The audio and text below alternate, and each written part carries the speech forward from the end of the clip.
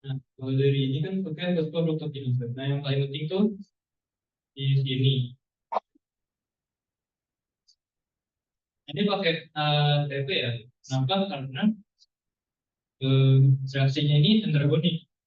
Jadi harus dikapal pakai ATP. So, ini kan kalau misalnya senyawa apa reaksinya tuh delta G-nya positif, terus kalau dikapal misalnya A ke B, terus itu delta G-nya positif. Terus ada reaksi C ke D, delta G-nya negatif. Nah, so ini negatif berarti ini kita ngasal aja ya. So, ke 900. Ini misalnya 1200.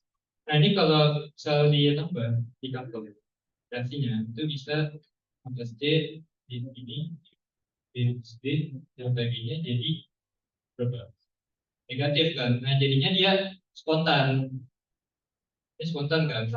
Walaupun A ke B, dia positif sebenarnya, tapi gara-gara pakai decouple sama C ke D, yang harus C ke B plus D itu jadinya negatif, jadinya bisa spontan. Itu udah belajar kan ya di bioenergi tiga, tahu kan? Masih ingat kan? Jadi, nah,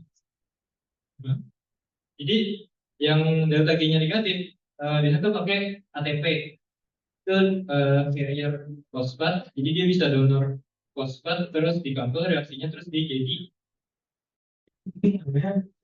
fosfoprotein. Biasanya disingkat jadi KFK. Jadi penting nih, ini tidak ada apa. Terus ini kan di botol.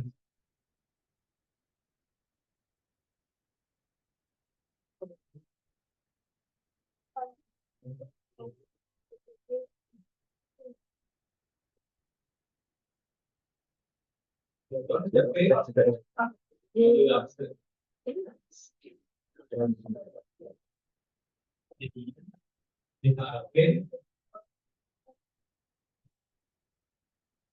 3P.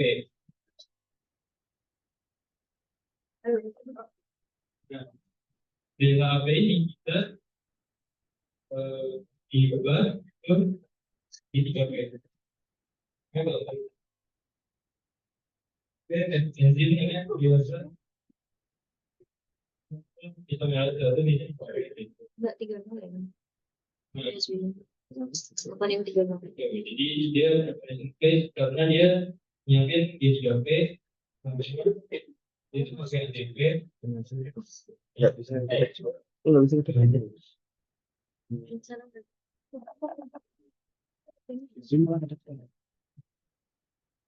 Nah, terus kan yang dipakai selanjutnya kan yang G3P kan. Jadi yang D8 dikonvert ke G3P supaya bisa diproses di step kedua. Lanjut step kedua. Nah, jadi step keduanya itu kita mengoksidasi G3P jadi P4 dan kita PP. Jadi,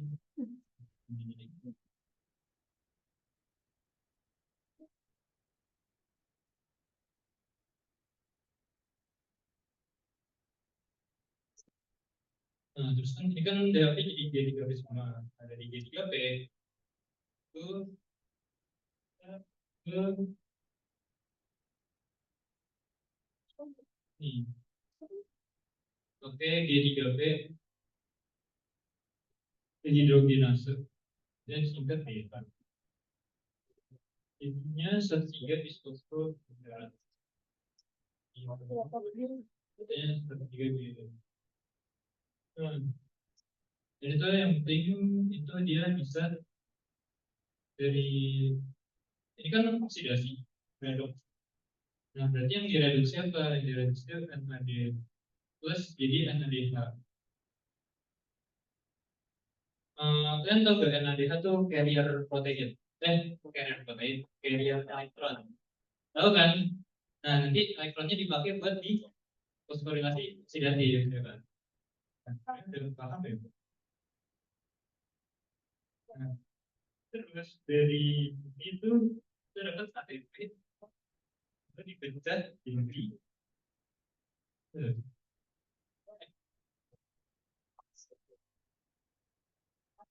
Tiga fosfogliserat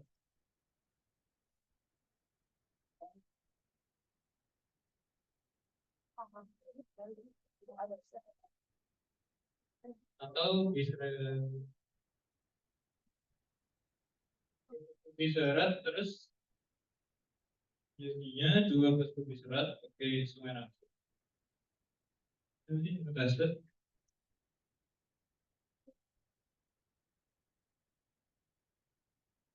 terus jadinya PEP fosfoenol baru jadi derivat. Yang kedua ini terus jadinya ini dengan PEP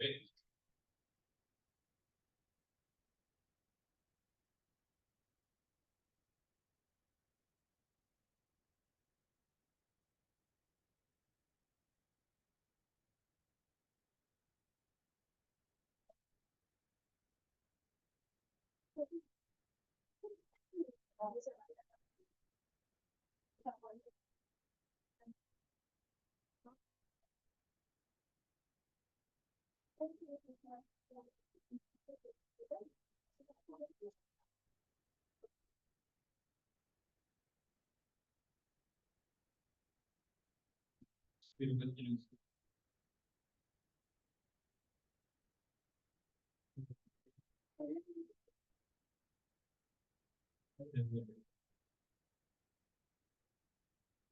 Dan terus ini dikali dua ya, karena DHP-nya kan dia jadi 3P. Ini kali dua. Lanjut. Ini masih ingat kan? Ini biar refresh aja. Dan saya coba. Kenapa? Oh, ya udah. Yang mau ditanya nih, sebelumnya, kenapa?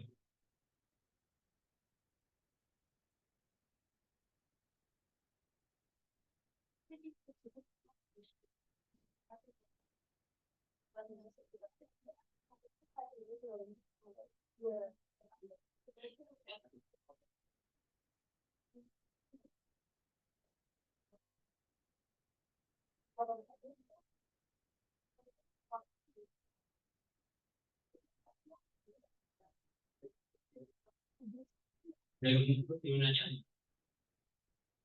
ingat semua ya. Ini masih terbaru.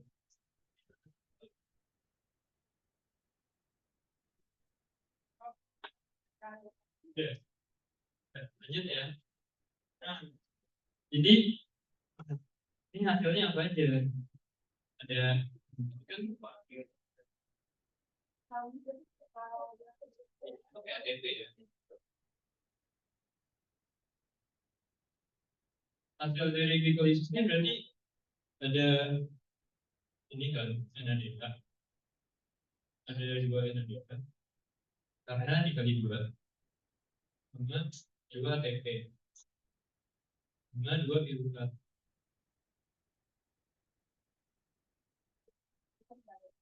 Ini dapat ini satu dua ATP terus dikali dua jadinya 4 terus dikurang dua ATP di sini jadi kalau itu dua ATP terus dua NADH karena ini dikali dua terus dapat dua piruvat juga. Nah piruvat ini nanti bisa masuk ke siklus asam atau bisa buat biosintesis yang lain. Nah jadi ini apa nih? Gampang nggak sih? Nah itu ya lanjut. Nah reaksi akhir glikolisis dari satu mol glukosa. Nah ini kan satu glukosa nih satu mol.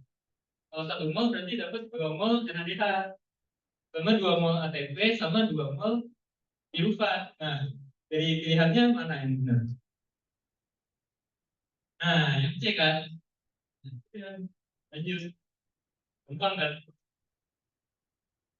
Nah ini gampang nih.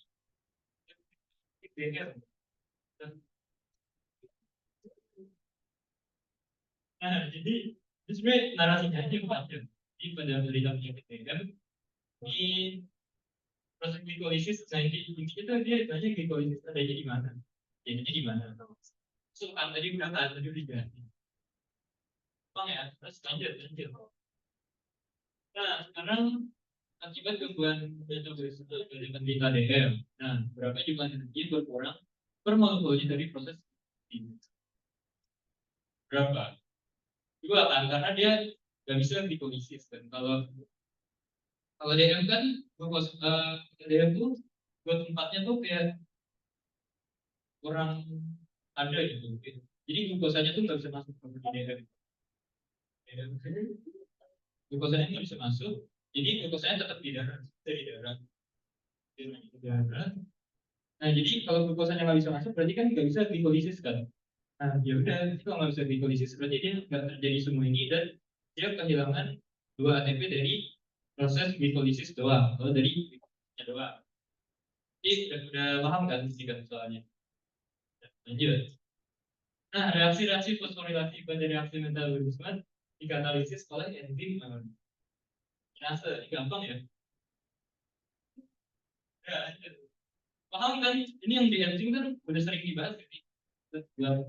Buat fosforilasi. Jadi bioma itu juga sering dipakai gitu kinase. Nah, sekarang regulasinya. Hipolisis itu kan buat bikin apa? Piruvat kan? Piruvat buat bikin ATP, energi. Nah, berarti kalau lagi istirahat, kita kan nggak butuh energi kan? Nah, berarti ya udah nggak usah hipolisis. Bukan nggak usah hipolisis, kayak dikurangin karena kita nggak butuh banyak energi. Nah, tapi kalau waktu olahraga, kalau exercise, berarti kan kita butuh apa?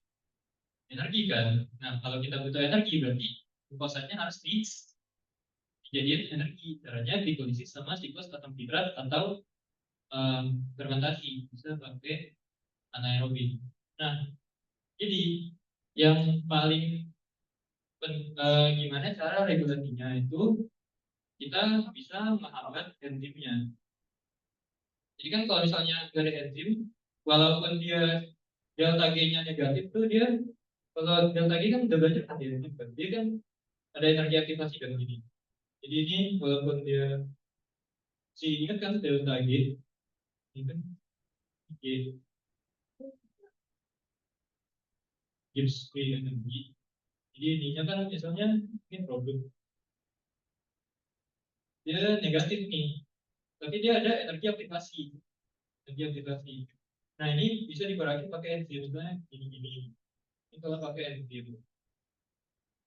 Nah berarti kalau enzimnya dihambat, dia tuh nggak bisa melewati energi aktivasi ini. Jadi walaupun dia spontan, tapi dia tuh nggak bisa jadi produk. Reaksinya tuh nggak bisa berjalan, walaupun dia spontan. Makanya ini tuh bisa dihambat. Nah, yang bisa dihambat tuh yang mana aja? Yang pertama tuh fosfofruktokinase. Karena ini tuh dia sebenarnya irreversible. Kalau yang lain kan reversible. Nah, kalau si fosfofruktokinase ini reaksinya irreversible. Karena dari enzimnya tuh transformasinya emang udah gitu. Nah, makanya dia ini namanya rate limiting step. Atau jadi kalau dia udah ke F16BP, jadi dia nggak bisa balik lagi jadi F6P. Jadi yang dihambat tuh yang ininya di PFK. Nah, PFK itu bisa dihambat pakai ATP. Jadi kalau misalnya ATP kan energi kan,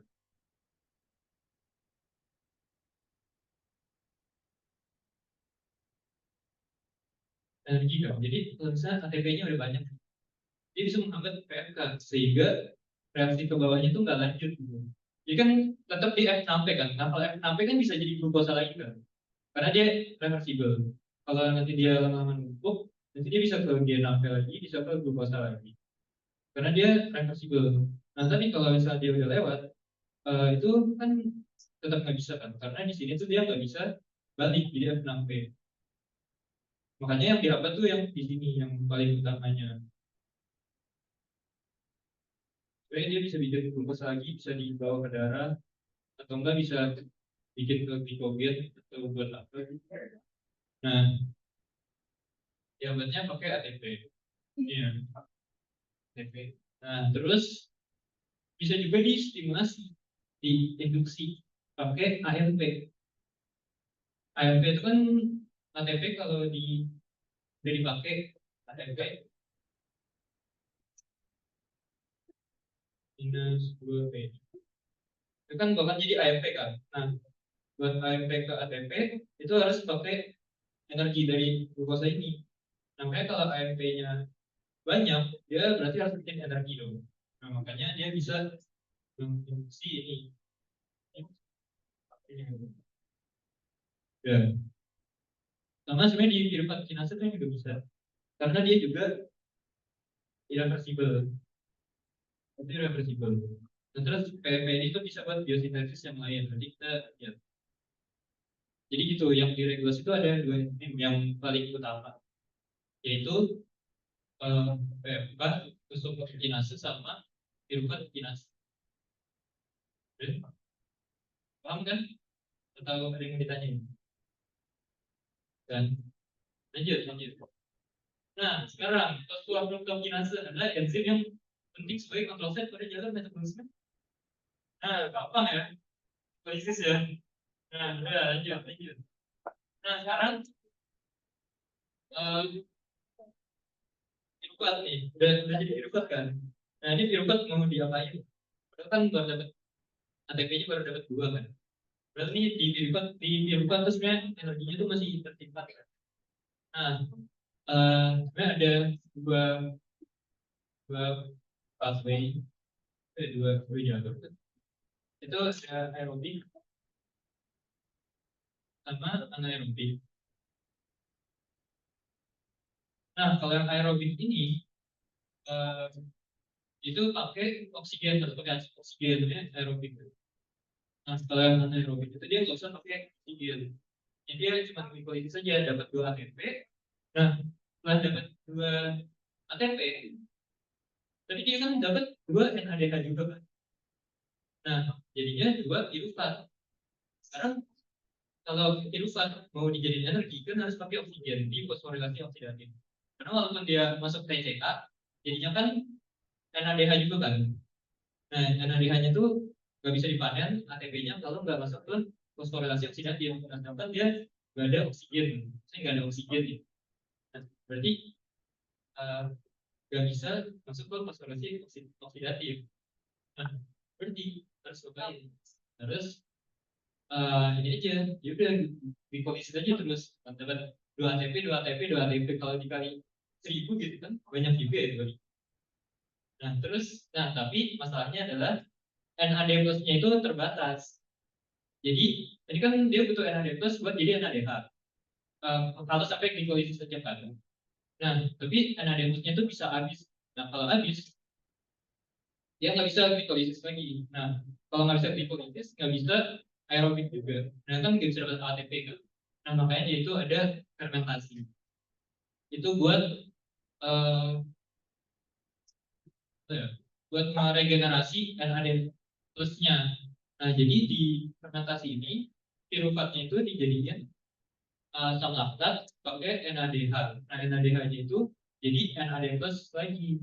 Nah, NAD plus-nya ini bisa dipakai buat glikolisis lagi. Jadi bisa glikolisis terus.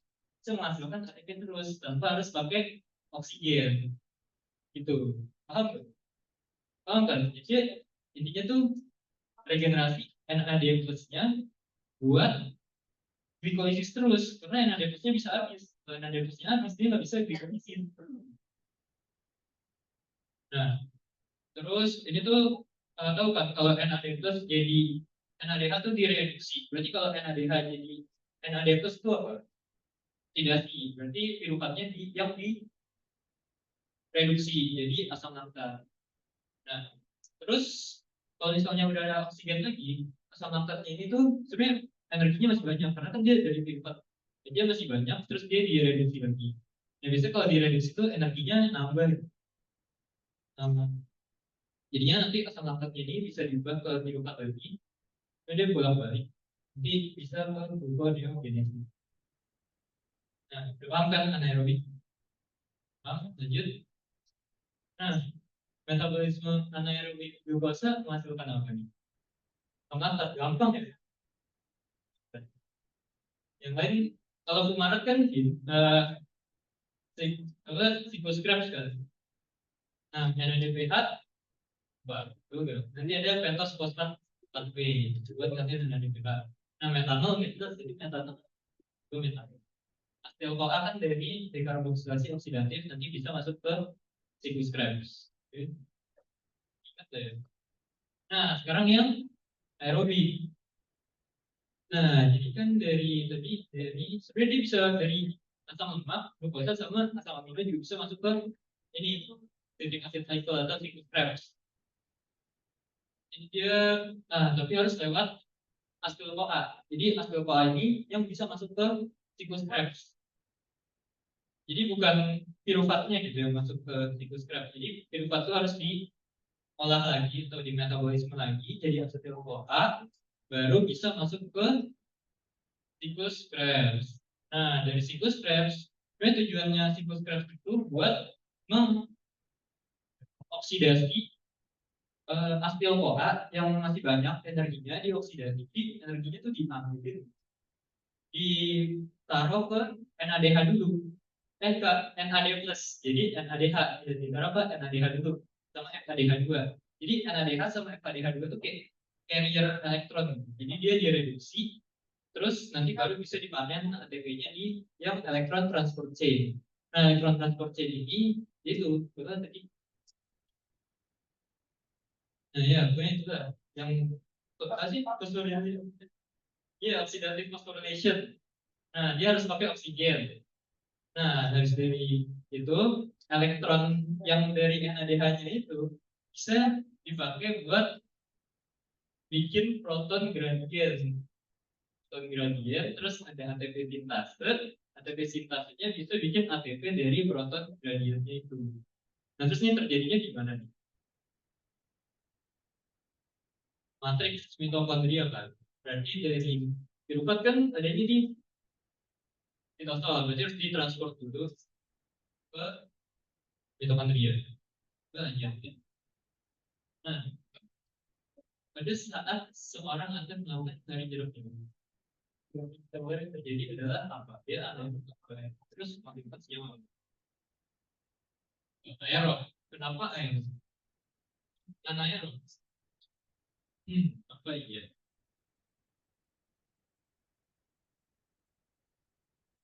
Dia kan tarik jeruk.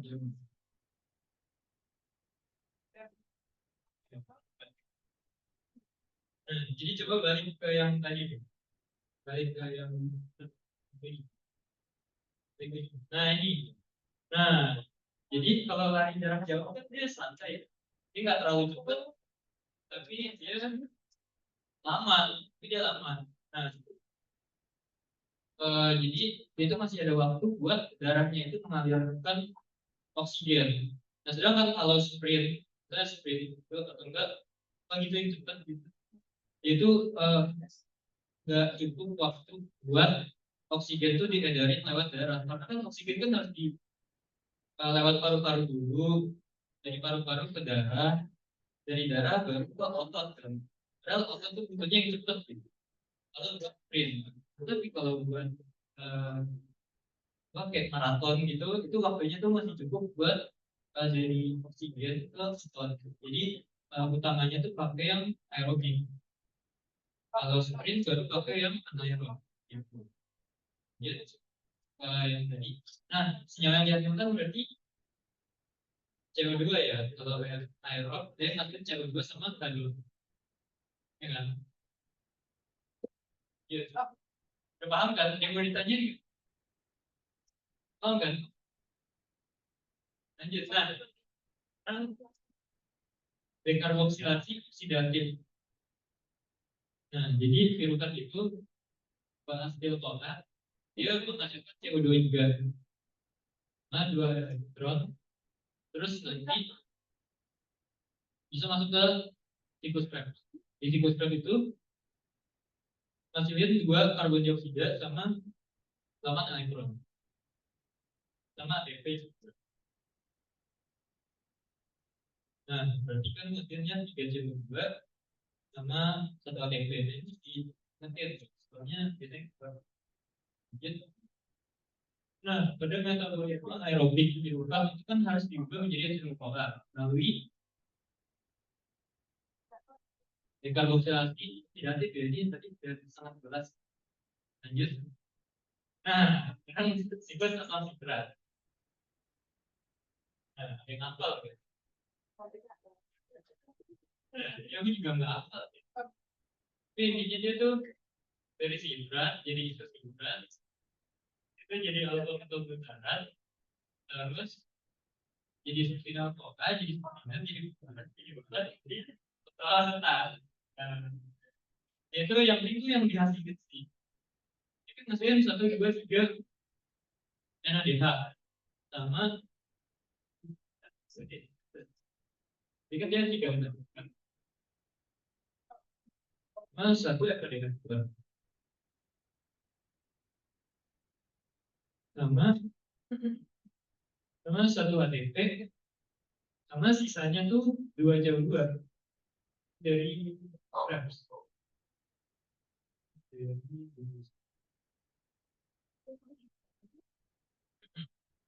Ini terlalu banyak di di ini emang gak terlalu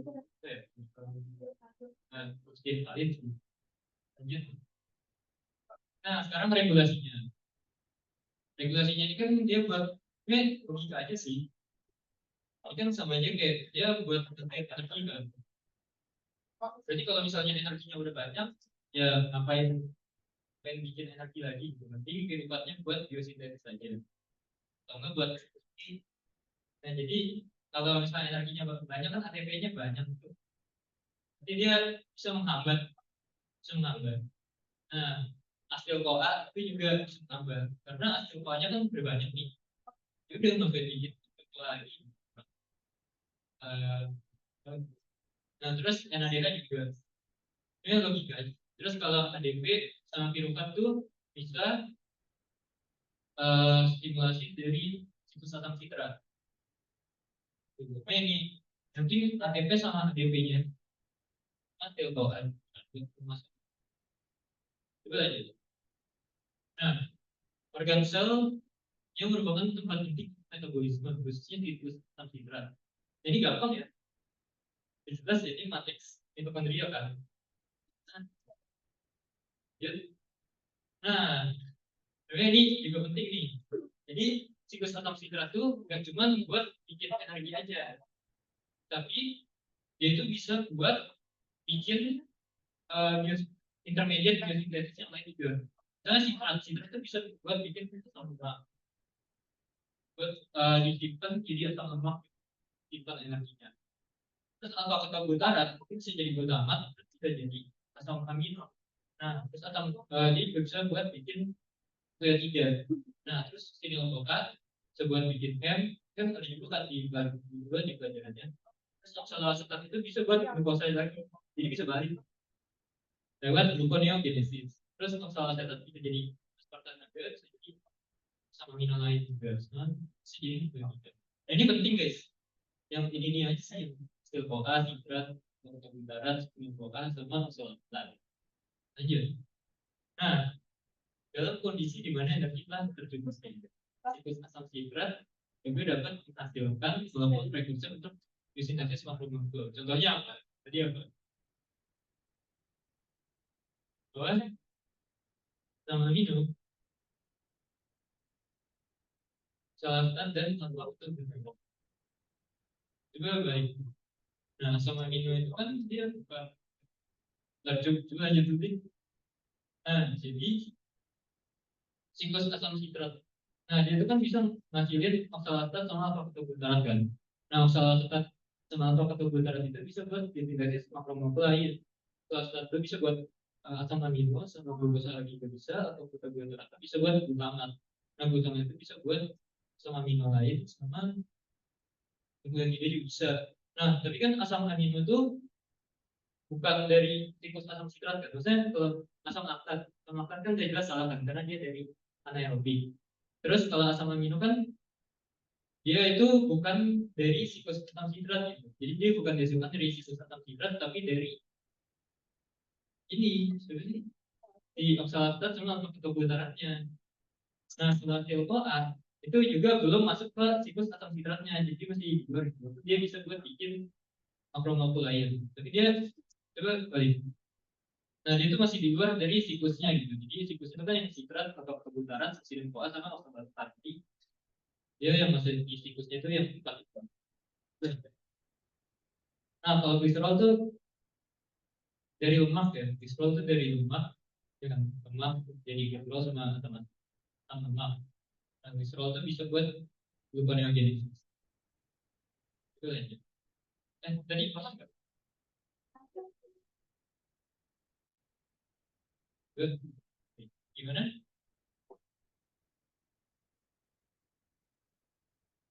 Ya benar. Tapi sama amino kan nggak masuk dalam siklus asam sitrat. Yang ditanya juga. Nah, yang ditanya itu siklus asam sitrat dapat menghasilkan molekul prekursor. Berarti yang ditanya itu yang masih di siklus asam sitratnya itu. Dan yang masih di siklus asam sitratnya itu ya oksalatat dan faktor darat. Ya kan? Setuju, setuju. Ya. Gampang kan? Paham, paham kan sampai sini? Paham semua kan? Gak ada yang diragukan. Nah, kalau penyakitnya itu sebenarnya ada banyak ya. Jadi, aku nolong dari PPT ibunya. Jadi yang ditanyain di soal itu sebenarnya yang di PPT aja. Tapi sebenarnya ada juga random. Jadi ada random. Gak ada di PPT-nya tiba-tiba keluar. Itu sih ya udah sebab otomatis. Itu tidak dikit. Kalau korelasi klinisnya tuh di PPT-nya tuh ada nih efisiensi pemanasan. Itu bisa. Misalnya, lagi jalannya. Nah, soal ini ada soalnya. Dengan spesies metabolisme karbohidrat dia terjadi akibat kelainan genetik. Berarti apa? Nah, ada kan tuh gampang kan? Lanjut. Nah, sekarang lanjut ke terus korelasi oksidatif. Jadi kan nih si PT aksa itu atau trisiklik aktif itu digabung kemudian itu siklus berat. Nah, sekarang dari kita lihat gambar yang di nah, dari di siklus asam sitrat ini itu kan menghasilkan elektron kan. Elektron dalam bentuk NADH sama NADH2. Nah, elektronnya ini tuh bisa diturunin itu energinya bisa ya di oksidasi sama oksigen jadinya H2O. Nah, setelah dioksidasi itu dapat energinya buat bikin gradien proton. Nah, gradien proton itu pakai proton ini, pakai ATP sintase ini. Nah, setelah itu dari kan ada gradien kan. Berarti yang di luar positif, yang di dalam negatif kan. Nah, terus hapusnya itu bisa masuk ke dalam. Gradien ini kan namanya osmosis. Kayak gitu. Tahu kan dari konsentrasi tinggi ke rendah kan. Nah, soalnya dia ada ATP sisanya. Jadi dia bisa lewat gitu. Terus bisa bikin ATP. Dan itu adanya di mana? Di di membran, maksudnya di membran ini ya, membran yang internal mitokondria. Jadi yang di ruang antar membrannya itu positif atau negatif? Negatif. Hmm, positif kan? Karena dia ke dalam. Kalau yang di luar negatif dia harusnya keluar. Jadi yang di ruang antar membrannya itu positif, yang di matriksnya itu negatif. Tuh, oke, kemudian ada yang mau nanya? Enggak. Nah, ATP bikinnya dari apa? Dari ADP plus fosfat, inorganik fosfat PI. Nah, si kuning ini, protein kuning ini, kalau di zoom tuh dia ada kompleks-kompleks gini. Dia ada kompleks 1, 2, ada ubiquinon, ada kompleks 3, ada sitokrom, sama kompleks 4. Nah, terus dia tuh ada EFE itu coenzim kofaktor. Faktor itu kan TFE.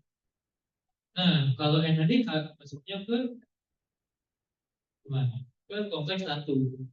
Kalau NADH dua masuknya ke kompleks dua. Terus baru ke ubiquinone, baru ke lanjut ke sampai ke kompleks 4 ada itu namanya sitokrom C oksidasi. Dia mengoksidasi si elektron elektron itu jadinya H2, misalkan H2 atau H2. Nah, proses ini tuh tahu ini kan mungkin energinya kan free energi kan atau G-nya kan, nah delta G-nya kan negatif kan. Jadi dia spontan kan. Dia bisa menghasilkan energi, terus energinya itu bisa dipakai buat sintesis ATP. Ada yang mau ditanyain? Lanjut ya. Nah, oh iya, satu molekul NADH itu berapa ATP ingat ya? Dua. Ya, ya. Sebenarnya ada yang bilang tuh 2,5, 2,5 ya. Berarti jadi 3 ya. Kalau FADH2 itu 1,5, tapi dibuatin jadi 2. Ini kita tentuin. NADH itu. Ini penting guys. Itu sering berubah. 3 ATP ya. NADH itu 3 ATP. Kalau FADH2 itu 2 ATP. Nah, terus berarti kalau di ini itu tadi itu ada dekarbonilasi berapa gitu. Nah, nanti tinggal dihitung total ATP-nya berapa. Nanti ada, biasanya ada soal kayak gini. Itu lanjut. Nah, terus akibat cyanida itu bisa menyebabkan kematian. Aksinya menghambat korelasi tidak pada kompleks. Ada yang tahu kan? Jadi ada kesimpulannya. Yang ya benar 4 ya, kompleks 4. Jadi kompleks 4 itu bisa berikatan dengan cyanida dan dia itu irreversible si cyanida itu. Jadi nggak bisa dilepas. Jadi dia kayak, ya udah nggak bisa dipakai lagi. Ini apa? Materi. Jadi dia nggak bisa fosforilasi oksidatif. Berarti kan